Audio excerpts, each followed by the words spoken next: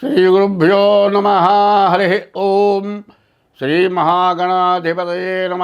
శ్రీమహాసరస్వత్యై నమ. హరి ఓం.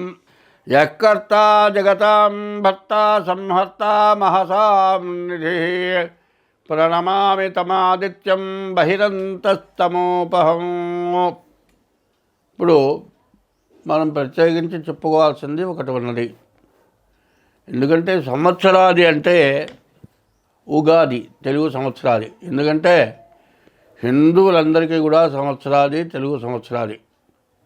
అయితే మనకు బాగా అలవాటు ఇప్పుడు పడ్డది ఏంటంటే ఇంగ్లీషు జనవరి నుంచి డిసెంబర్ వరకు సంవత్సరం లెక్క జనం చూసుకుంటున్నారు. పంచాంగంలో తిథుల ప్రకారం సంవత్సరం వస్తుంది, అది ఎవరికీ తెలియదు. తిథి, వారం, నక్షత్రం, యోగం, కరణం ఈ 5 కలిసి పంచాంగం అయింది. అయితే పంచాంగ శ్రవణం అనేది యుగాదిగా చేసుకుంటాం.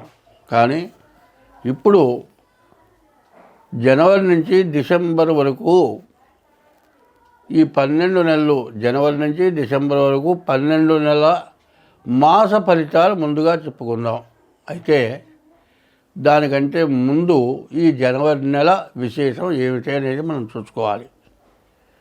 2025 సంవత్సరం జనవరి నుంచి డిసెంబర్ వరకు ఆగస్టు నెల ధనస్సు రాశి ఫలితాలు చెప్పుకుందాం. ఈ ధనస్సు రాశి ఎట్లా ఉంది అంటే, ఈ ధనస్సుకు వచ్చేప్పటికల్లా శని అర్ధాస్తమ జరిగినాడు. తర్వాత కుజుడు 10 ఉన్నాడు. అయితే ఈ రాశి వాళ్ళకి రాహు బాగున్నాడు. తర్వాత శని ఒకడు మాత్రం పూర్తిగా బాగాలేడు. గురువు కూడా బాగున్నాడు. గురువు కూడా మారాడు, సప్తమంలో ఉన్నాడు. గురువు బాగున్నాడు. బుధ చంద్రులు బాగున్నారు.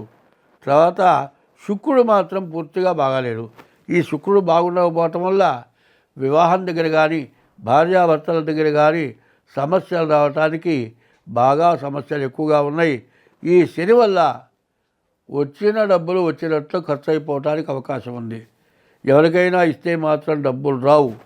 ఈ టైంలో ఏదైనా ఇల్లు కొందామనో, పొలం కొందామనో, బంగారం కొందామని అప్పు చేశారనుకోండి, మీరు ఏది కొందామనుకున్నారో అది కొనరు. ఈ డబ్బులు దండకపోతాయి, బాకీ గొంతు మీద తయారవుతుంది. కాబట్టి కొత్త పనులు ఏమీ చేయొద్దు. ఉన్న ఉద్యోగం నుంచి మారి కొత్త ఉద్యోగానికి పోదాం, దీంట్లో బాగా లేదని ఆలోచన చేయొద్దు. ఉన్న ఉద్యోగంలోనే 2 సంవత్సరాలన్నర పాటు అర్ధాష్టమ శని బాగా ఇబ్బంది పెట్టేవాడు. కాబట్టి ఇదే ఖచ్చితంగా నిజం కాదు. ఎందుకంటే మీ డేట్ ఆఫ్ బర్త్ ద్వారా, మీ జాతకం ద్వారా చూపించుకోవటం, అట్లా చూపించిన తర్వాత మిగతా గ్రహాలు ఎట్లా ఉన్నాయో చూసి దాంట్లో ఫాలో అవ్వండి. మీకు అన్ని విధాలా బాగుంటుంది. ప్రతివాడు కూడా ఇష్టదైవాన్ని పూజించడం మాత్రం తప్పనిసరిగా జరగాలి. తర్వాత ఆహార వ్యవహారాలు చాలా జాగ్రత్తగా ఉండాలి. ఈ సంవత్సరం ఎట్లా ఉందంటే వాతావరణం సక్రమంగా లేదు. సరైన ఎండలు, సరైన వర్షాలు, సరైనటువంటి చలిగాలులు ఇవన్నీ కూడా లేకపోవటం చేత ఎప్పుడూ కూడా రకరకాలైన వ్యాధులు, కొత్త వ్యాధులు రాబోతున్నాయి. ఈ కొత్త వ్యాధుల వల్ల దానికి తగిన మందు కనుక్కుండే లోపల ప్రజలు అష్ట కష్టాలు నష్టాలు పట్టడానికి బాగా అవకాశం ఉంది. కాబట్టి ప్రతి రాశి వాళ్ళు కూడా ముందుగా మీ జాతకం చూపించుకొని, మీ జాతకంలో ఏ గ్రహం పూర్తిగా బాగాలేదో ఆ గ్రహానికి పూజ చేయించుకోవటం ఎంతైనా మంచిది. అది చేస్తే మీకు అన్ని విధాలా బాగుంటుంది. స్వస్తి.